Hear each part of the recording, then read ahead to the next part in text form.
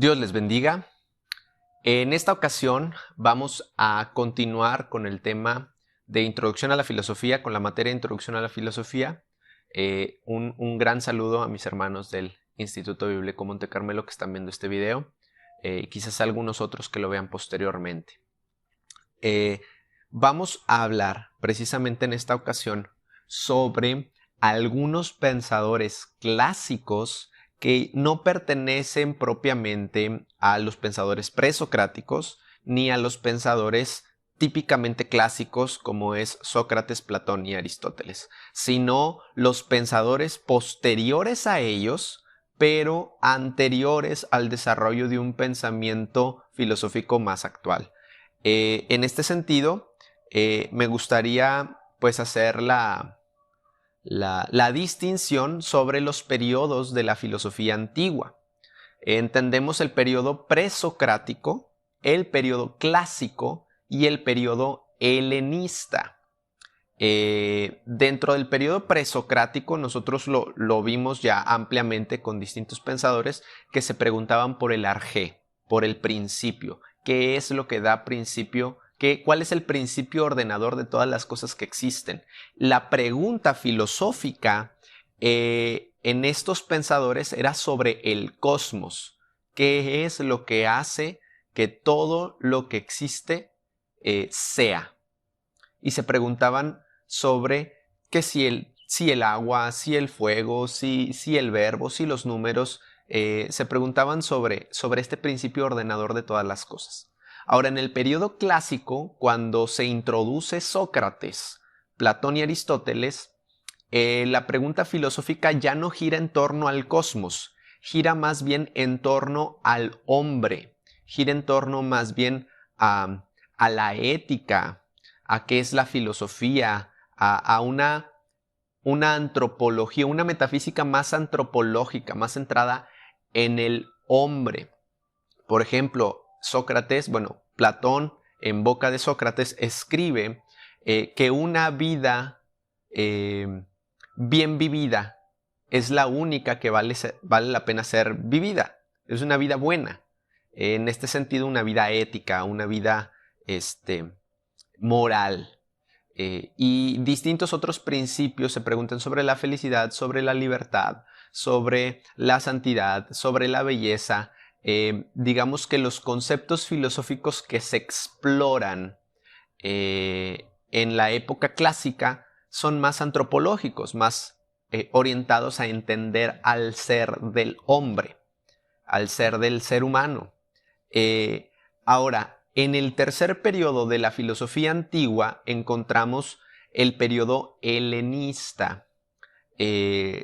Se sabe, se dice en los libros de historia, en los manuales de filosofía, que el suceso que marca el cambio de época entre el clásico y el helenista es la muerte de Alejandro Magno. Alejandro Magno fue discípulo o instruido por Aristóteles. Aristóteles formó a Alejandro Magno en su formación académica. Y con la muerte de Alejandro Magno y la fragmentación del imperio, el pensamiento filosófico ya no gira en torno a la metafísica del hombre, al qué es el hombre. Primero era qué es el universo y luego es qué es el hombre. Y ahora gira en torno a qué es lo que hace que el hombre viva bien. ¿Por qué? Porque el periodo al que se suscribe este pensamiento filosófico es un periodo de problemas sociales. El gran imperio greco-macedonio de Alejandro Magno, la unificación del imperio, la conquista de Grecia sobre todo el occidente, se fragmentó. Cuando muere Alejandro Magno, el imperio se fragmenta en cuatro. Hay crisis económica, hay crisis de distintos tipos, crisis militar, está comenzando a generarse se está empezando a generar el Imperio Romano, y hay crisis en el pensamiento colectivo de las personas. de manera que la preocupación de los pensadores, de la gente en general, ya no es una preocupación metafísica, sino una preocupación ética. ¿Qué tengo yo que hacer para ser feliz? Es la pregunta filosófica del periodo helenista. Entonces, todas las filosofías que vamos a ver hoy giran en torno a este concepto de felicidad. ¿Qué se supone que tiene que hacer el hombre para lograr llegar a la felicidad? Y bueno, la primera escuela filosófica que surge en este periodo es la de los epicúreos. Los epicúreos muchas veces son muy mal entendidos porque para ellos la búsqueda de la felicidad o el encontrar la felicidad consiste en seguir y buscar el placer. Y muchos entienden el epicureísmo como un desborde de los deseos, un dejarse llevar por la carne y esta clase de placer. Pero lo cierto es que no es así. Dar rienda suelta a los deseos en búsqueda del placer no es necesariamente el pensamiento epicúreo. Porque toda entrega absoluta al placer cobra cierta factura posteriormente. Y los epicúreos lo entendían. Para ellos, el placer no es dar rienda suelta a los deseos. El placer es deshacerse de los deseos. Es decir, si a mí me vuelve infeliz el no tener para comprarme un carro del año, bueno, la causa de mi dolor, de mi infelicidad, de mi tragedia, es la carencia económica, porque mi deseo es el carro. Y el placer no consiste en comprar ese carro, en trabajar, juntar dinero, comprar ese carro. No, no, no. El placer consiste, según los epicúreos, en deshacerse de eso que causa la angustia. En este caso es el deseo.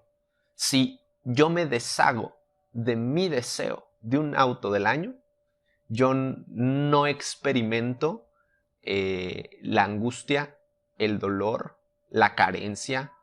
En ese sentido, la renuncia del deseo es la forma de encontrar el placer. Y cuando uno renuncia a este deseo, dicen ellos, se llega a un estado de ataraxia, a un estado de equilibrio, de paz, en ese sentido, paz interior. Entonces, más bien que dar rienda suelta a los deseos, es huir de los deseos que causan dolor. En ese sentido, es el epicureísmo. Ahora, este estado de ataraxia consiste en dos elementos, o se llega al estado de ataraxia mediante dos elementos según los epicúreos. Mediante vencer el temor a la muerte, principalmente el temor a la muerte, porque para los epicúreos no hay temor más grande que el de la muerte. A lo mejor algunos pueden temer la soledad, quedarse solos, o temer no tener dinero, o temer una enfermedad, pero dicen no hay temor más grande en el hombre que el temor a morir. Entonces dice Epicuro, cuando nosotros vencemos el temor a la muerte y la muerte deja de tener injerencia en nosotros como motivo de dolor o de angustia, entonces nosotros encontramos paz. Igual, además de esto, habla de emanciparse de las preocupaciones temporales, que nos preocupan las cosas que nos pasan, que nos suceden. Dice él, bueno, hay que deshacerse precisamente de todas esas preocupaciones mediante la renuncia del deseo. Cuando se renuncia al deseo y se vence el temor a la muerte, entonces el ser humano llega a un estado de ataraxia. ¿Qué es la ataraxia? Un estado de imperturbabilidad. Es decir, nada de lo que sucede en mi entorno, a mi alrededor, es capaz de afectar mi vida interior. En eso consiste la ataraxia. No la enfermedad, la carestía, el problema, el conflicto, la carencia, esas cosas que suceden en mi entorno exterior, la muerte incluso de queridos o la muerte propia, no tienen el poder para perturbar mi ser interior. En eso consiste la ataraxia y es el propósito, la búsqueda de los epicúreos. Ahora, yo en este proceso les estoy explicando el pensamiento filosófico de los filósofos helenistas. No necesariamente quiere decir que me adscriba o que me suscriba a alguno de estos pensamientos, sino más bien que expongo lo que ellos están diciendo. Claro, hay algunas cosas que yo podría rescatar de todas las escuelas. Hay algo que uno puede rescatar, de lo que uno se puede apropiar, de lo que uno puede contaminarse. A mí me gusta utilizar esa palabra, contaminarme del pensamiento epicúreo, porque algo de lo que ellos piensan puede ser útil o puede ser fascinante, no necesariamente útil, sino fascinante para mí. En ese sentido, no quiere decir que todas las ideas las comparto, más bien es una exposición del pensamiento de cada escuela. Los epicúreos, bueno, dirán, bueno, ¿cómo se vence este miedo a la muerte? Quizás nosotros como creyentes pues no experimentamos esta angustia y este temor a morir, porque sabemos que después de la muerte hay una vida eterna, hay una eternidad con Cristo, y mediante la fe nosotros solventamos ese temor a la muerte. Pero la gente que no comparte esta esperanza sin duda tiene una angustia fuerte con la cuestión de dejar de existir. Y el pensamiento epicúreo sugiere que cuando uno logra la ataraxia, vivirá como Dios entre los hombres, porque nada puede perturbarlo. Es como superior en plano a todo lo que sucede en esta tierra. No hay ninguna inmortalidad, plantea Epicúreo, pero tampoco hay nada pavoroso en el morir. Y pregunta, ¿qué es la muerte? Y dice, cuando estás, la muerte no está. Pero cuando la muerte está, tú ya no estás. De manera que la muerte es un ente quimérico. Algo que no... Algo mutuamente excluyente con el ser vivo. Cuando está la persona, la muerte no está, y cuando la muerte está, la persona ya no está como para angustiarse. Entonces, mientras existamos, la muerte no tiene poder ni injerencia en ese sentido sobre la vida. Y ese es el razonamiento del pensamiento de Epicuro para disolver las angustias de la muerte. Ahora, la escuela estoica, que de hecho es una escuela que comparte algunos valores y comparte algunos sistemas con el cristianismo. El cristianismo primitivo de alguna forma se relaciona con el estoicismo. Tiene que ver también que es el ambiente en el que se desarrolla el estoicismo. Los estoicos proponían que la virtud es lo que puede llevar al hombre a la felicidad. Fíjense que lo que decían los epicúreos era que el placer es lo que lleva al hombre a la felicidad. Y ya expliqué esa cuestión del placer. Ahora dicen los estoicos, la virtud es lo que lleva al hombre a la felicidad. Pero ¿cómo se logra esta virtud? Dicen ellos, cuando el hombre vive de acuerdo a la naturaleza. Es entonces que se logra la virtud. Ahora, dicen ellos, el elemento más elevado de la naturaleza es la razón. Vivir de acuerdo a la razón es vivir de acuerdo a la naturaleza humana. Ya que la razón es el elemento más grande de la naturaleza. En este sentido, no tiene tanto que ver con una especie de racionalización o de pensamiento lógico deductivo o de tratar de explicar todas las cosas o de una filosofía como platónica o socrática donde se busca descubrir el conocimiento. No se refieren a este tipo de razón, más bien a vivir. Acordémonos que el periodo helenista no consiste en verdades metafísicas, sino en aterrizarlo a la vida práctica. En este periodo helenista es cuando la filosofía empieza a volverse práctica, empieza a tener barnices de cuestiones útiles en el día a día. Entonces, el pensamiento estoico es cuando tú vives tu vida, tomas decisiones en base a la razón y no a los impulsos y no a los placeres y no a lo mejor a arranques que tienes, sino que eres controlado, todos tus deseos y todos tus impulsos son regulados por tu razón, entonces tú vives virtuosamente. En ese sentido, yo podría explicar, bueno, si a lo mejor a mí se me antoja una rosquilla, una dona, y mi impulso es ver esa dona al Krispy Kreme y se me antoja y mi impulso es comprarla y comérmela.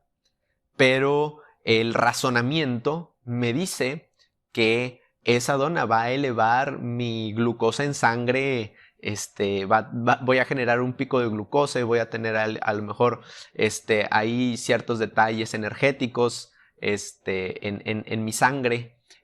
A lo mejor no va a ayudar a mi dieta, a lo mejor va a ayudar a que suba de peso. A lo mejor si ese día hice ejercicio, yo puedo razonar y decir que esa dona va a echar a perder el ejercicio que hice en la mañana. Entonces se llevan a cabo de razonamientos, una serie de razonamientos que nos dicen por qué comer esa dona no es buena idea. Es la peor de las ideas. Sin embargo, el impulso que se tiene es el de comérsela completa. Entonces, en el pensamiento estoico, quiere decir vivir en la virtud, es vivir gobernado no por tus impulsos, sino por tu razonamiento. Si sabes que no lo debes de hacer, pues no lo hagas.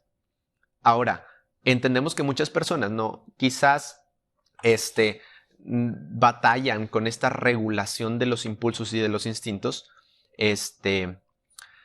pero para los estoicos, el que la razón venza sobre el impulso es el principio de vivir en la virtud. Ahora, para ellos hay, digamos que tres aspectos, tres cuestiones que al cumplirlas uno vive la vida virtuosa y puede llegar a experimentar la felicidad o la imperturbabilidad, la ataraxia. Así como en el principio todos se preguntaban por el arjé, en las escuelas helénicas todos se preguntan por la ataraxia. Y la primera de ellas es la apatía, es decir, triunfar sobre las pasiones, sobre los impulsos. Es similar a lo que expliqué hace un momento. Que nuestras acciones sean gobernadas por nuestro razonamiento y no por nuestros impulsos. Y introducen otro concepto que es la autarquía. Arquía o arqué viene de la misma palabra arjé, que es principio o señor, principio ordenador, y auto es de sí mismo. Quiere decir ser señor sobre sí mismo, es decir, gobernarme a mí mismo. Eso quiere decir autarquía.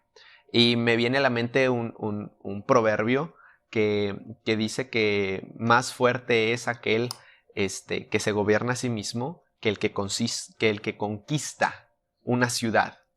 Y en este sentido, ser señor sobre sí mismo es gobernarnos a nosotros mismos. Que a lo mejor me hicieron enojar y mi impulso es vengarme. Mi impulso es contestar, es ser agresivo, es a lo mejor golpear, es a lo mejor guardar rencor. A lo mejor los impulsos pueden ser muchos y muy variados bajo el mismo estímulo, pero la autarquía es decir, no, yo soy señor sobre sí mismo. Las emociones no son quienes me van a gobernar, sino yo soy quien gobierno mis emociones. Entonces, yo puedo reaccionar de una forma estoica. En eso, quizás algunos han escuchado esa expresión. Reaccionó de una manera estoica. Bueno, eso quiere decir una manera templada, una manera serena, una manera autogobernada. Y otro de los principios que los estoicos proponen para llegar a la virtud, y lo hacen mediante el razonamiento, bueno, pues es la obediencia. Ahora, aquí no hablo necesariamente de la obediencia a una jerarquía social. De decir, bueno, mi familia, mis papás, es decir, ser obediente te lleva a la felicidad. No se refieren a esa obediencia. Tampoco se refieren necesariamente a la obediencia de la jerarquía aristocrática. Decir, obedecer al gobernador, obedecer a quien está por encima de ti. Más bien se refieren al obedecer a la ley universal. Ellos hablan de que las cosas que están fuera de nuestro control, uno tiene que someterse a ellas. Fuera de eso, todo lo que está en nuestro control hay que controlarlo. Por ejemplo, las emociones, todos los pensamientos internos, todos los impulsos, todas nuestras decisiones. Ellos establecen que el ser humano tiene la capacidad de dominar todas esas cosas. Son cosas bajo nuestro control. Y los estoicos dicen, lo que está bajo tu control, tienes que controlarlo. Y lo que está fuera de tu control, tienes que someterte a eso. Por ejemplo, ocurre una tragedia, un cáncer. Y el diagnóstico es que uno va a morir dentro de 1 año, 2 años, no sé. El pensamiento estoico es: no te lamentes, no preguntes por qué a mí, por qué a los otros no, por qué me tocó a mí, por qué mi familia tiene que pasar por esto, que es un pensamiento muy natural, muy humano. El pensamiento estoico es: me tocó, me voy a someter a él. Ahora, ¿qué me dieron 2 años? Entonces, ¿qué puedo yo hacer con esos 2 años? Y entonces se somete a lo que le ocurre, que está fuera de su control. Y dentro de eso que le ocurre, que está fuera de su control, es capaz de volver a tomar el dominio y volver a tomar decisión de qué es lo que va a hacer esos próximos 2 años. Y eso con cualquier otra tragedia, la muerte de un familiar, un accidente, lo que sea, una enfermedad congénita, cosas que están fuera de nuestra capacidad de elección. Entonces dice, si la ley universal estableció que esto me ocurriera a mí, me voy a someter, lo voy a aceptar y voy a volver a tomar el control en las cosas que puedo controlar. En eso consiste el pensamiento estoico. Igual, bueno, la escuela escéptica. La escuela escéptica, al igual que todos los demás, busca llegar a la ataraxia, es decir, este estado de imperturbabilidad, pero la escuela escéptica lo hace de una forma demasiado extraña y fuera de lo común. De hecho, yo creo que es de las escuelas que fueron degradándose y su pensamiento no continuó muy vigente. Por ejemplo, los estoicos hasta la fecha hay pensamientos estoicos, hay muchas ideologías influidas por los estoicos, muchas formas de vida influidas por los estoicos. Fue un pensamiento muy relevante. La escuela escéptica no. La escuela escéptica se diluyó en el tiempo. ¿Por qué? Los escépticos, pues el escepticismo es el no creer o el dudar de, y en ese sentido, los escépticos planteaban que todo conocimiento es subjetivo y es relativo. Por lo tanto, hay que abstenerse de reflexionar. Dice Salvador de Lutri, el autor del libro de texto de Introducción a la Filosofía, no se suscribían a ninguna opinión, ya que toda opinión es discutible. Ellos hablaban de la suspensión del juicio y de la renuncia del conocimiento. Ellos dicen, bueno, la ataraxia implica la renuncia de los deseos, como plantean los epicúreos, pero el deseo del filósofo es el deseo de saber. Entonces dicen ellos, hay que renunciar incluso a ese deseo de saber. Hay que renunciar incluso a toda aspiración de conocer, porque todo conocimiento es debatible, es subjetivo, es relativo e incluso es incomprobable.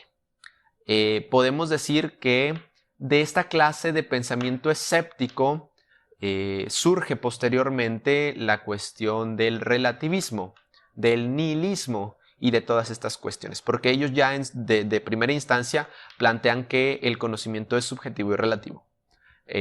No lo plantean de esta manera, pero en sus ideas se pone de manifiesto que ven el conocimiento como algo subjetivo. Por lo tanto, pues no quieren conocer. Y como les decía, no estamos de acuerdo con estas escuelas o del todo con estas escuelas, pero hay cosas que a lo mejor podemos guardar o conservar. Por ejemplo, en una época en la que los medios de comunicación difunden noticias con agendas ideológicas, con agendas políticas, y los medios de comunicación puede que estén manipulados, a lo mejor puede ser algo sabio tomarse unas vacaciones de las noticias, no ver noticias. El decir, bueno, no quiero saber. Ese es un pensamiento escéptico, no me importa saber, porque lo que me digan no lo voy a creer. Entonces, ese es un pensamiento escéptico. Bueno, ellos dicen que abstenerse de saber y abstenerse de conocer de todas las cosas, pues puede ayudar a llegar a la ataraxia, a un estado de imperturbabilidad. Es decir, no sé nada y nada de esto me interesa. Los cínicos, es una escuela muy curiosa, muy curiosa. Ellos entendían la civilización como distractora de la búsqueda de la verdad. Actualmente nosotros entendemos la palabra cinismo o cínico como un adjetivo peyorativo, algo malo, algo que describe a alguien que con ironía pues admite cuestiones que desagradables y lo hace con toda la intención irónica y sarcástica de molestar. Bien, la escuela cínica no necesariamente significa eso, sino más bien plantea que la civilización es distractora de la búsqueda de la verdad. Es decir, yo, por decir un ejemplo, como estoy tan ocupado yendo a trabajar, entrando a las 8 y saliendo a las 5, estoy tan ocupado en el tráfico, estoy tan ocupado haciendo las compras en el supermercado, estoy preocupado por lo que está pasando en las noticias, estoy preocupado por lo que está pasando en México, estoy, digamos que alienado, es la palabra, por la forma en la que está configurada la sociedad. La forma, los cínicos decían, la forma en la que se constituye la sociedad como sociedad, la forma en la que está constituida la civilización, aliena al individuo para que no piense. Entonces, el individuo ya no piensa si vale la pena comprar esto o no comprar esto, porque la sociedad le indica que comprar ese iPhone o esa clase de bien es necesario. Entonces está alienado, pero no solamente por las cuestiones económicas, sino que está alienado incluso por todo el sistema completo. La forma de gobierno, la forma, incluso la propiedad privada. Los escépticos tenían eso de meterse a las casas. Hay muchas anécdotas de escépticos que se metían a las casas. Estaba la familia comiendo, la familia cenando y se metía un escéptico hasta la cocina y empezaba a plantearles el pensamiento escéptico. Y obviamente, claramente incomodaba. Pero, ¿por qué hacían esto? Porque ellos no creían ni siquiera en la propiedad privada. Para ellos la propiedad privada era una especie de acuerdo de la sociedad, de decir, bueno, esto es mío. Ellos decían, no, esto no es tuyo, aunque esté en papel. La tierra es tierra y es de quien camina en ella. Entonces, tú le pusiste una puerta y le pusiste unos muros y dices que es tuyo, pero yo no creo eso. Yo no creo en la propiedad privada. Se metían a las casas porque eso era una convención de la civilización. Para ellos, incluso la forma de comer, la forma de dormir, todo era una convención de la civilización y se peleaban con estas convenciones porque decían que la convención, la forma en la que estaba configurada la civilización, alienaba al individuo para que no pensara. Y de hecho, la imagen que vemos ahí de este hombre con una lámpara y unos perros es Diógenes Laercio. Es el más famoso y más conocido de los cínicos. Y aunque no hay ningún escrito de él, hay muchas anécdotas y muchas historias sobre lo que Diógenes hacía y lo que Diógenes pensaba. Hay alguna historia sobre Diógenes en la cual uno de los aristócratas lo vio comiendo lentejas. Y para la Grecia antigua, las lentejas era la comida más aberrante, más deplorable para pobres, incluso para animales. Algo así como cuando predicamos y decimos que las algarrobas de los cerdos eran alimento para puercos. Bueno, en la antigua Grecia las lentejas eran similares. Y mientras Diógenes estaba comiendo sus lentejas, se acerca un aristócrata y le dice, ay, Diógenes, Diógenes, Diógenes, si tú aprendieras a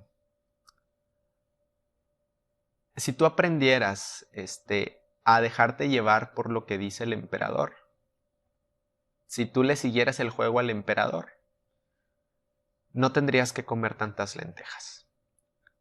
Y Diógenes le contestó al aristócrata, si tú aprendieras a comer lentejas, no tendrías que ser lambiscón con el emperador. Esta clase de anécdotas hay muchas. Se narra que una vez el emperador mismo, porque Diógenes era un filósofo, le decían el perro porque vivía como perro y andaba entre los perros. Orinaba en público, defecaba en público, se masturbaba en público. Era un personaje animalesco porque, recordemos, se peleaba con la civilización entera. Pero, sin embargo, su pensamiento filosófico era agudo, era afilado y era conocido por su filosofía.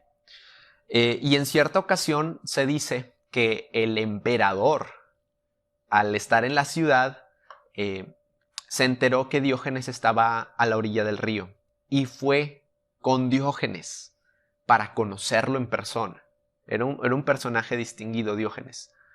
Y el emperador llega, Diógenes estaba tirado a la orilla del río, tomando el sol, comiendo por ahí, no sé si una fruta o algo, desnudo, y llega el emperador y le dice, Diógenes, he escuchado mucho sobre ti, pídeme lo que quieras y yo te lo doy.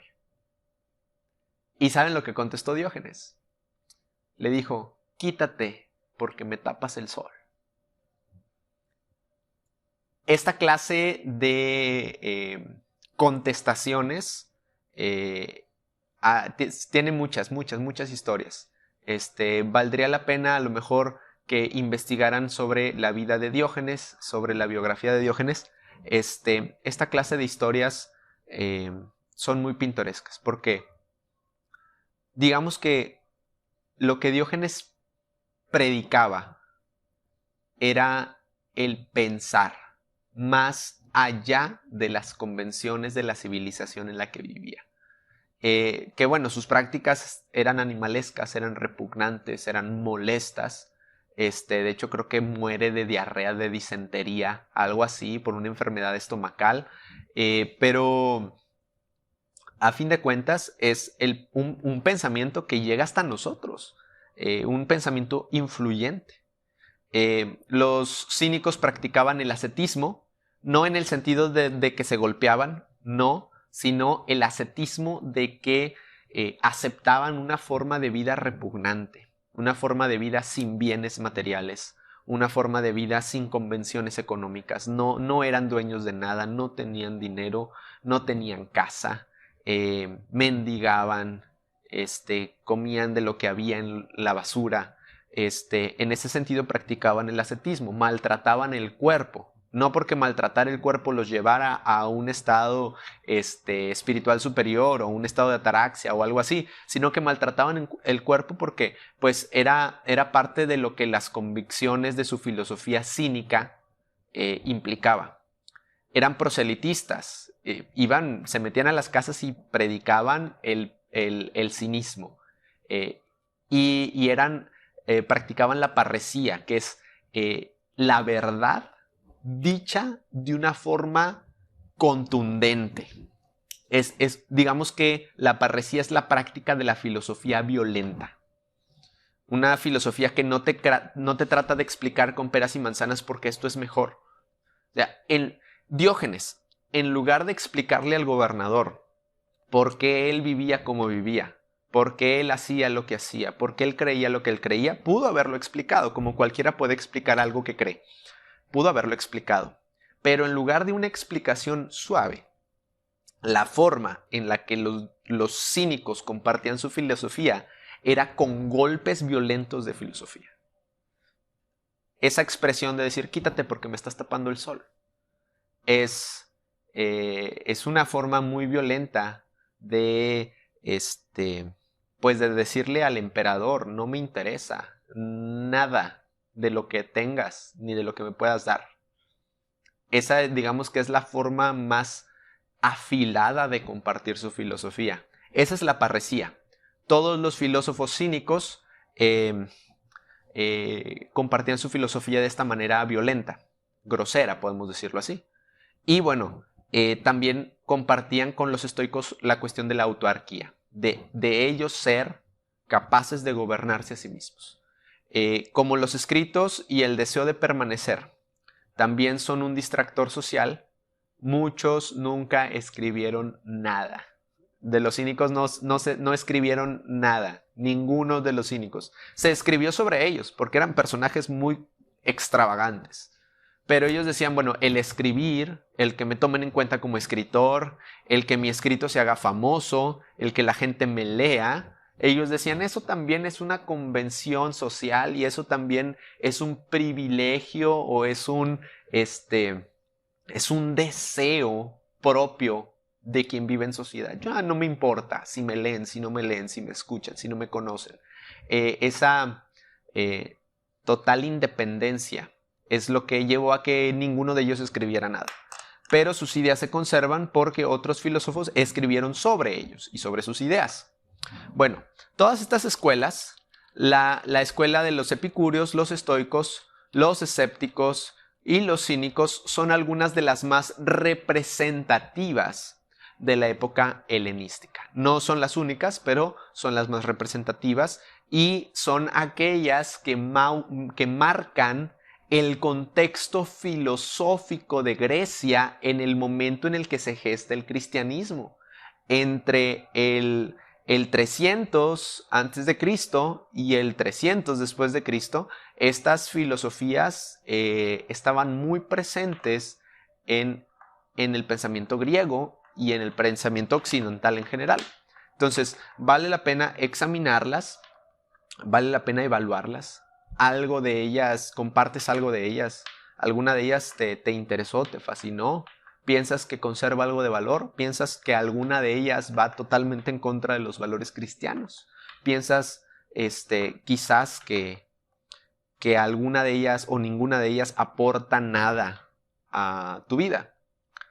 Bueno, ya será criterio de cada uno. Hasta aquí fue la clase sobre los pensadores o la filosofía antigua helénica. Nos vemos en el siguiente video. El Señor te bendiga.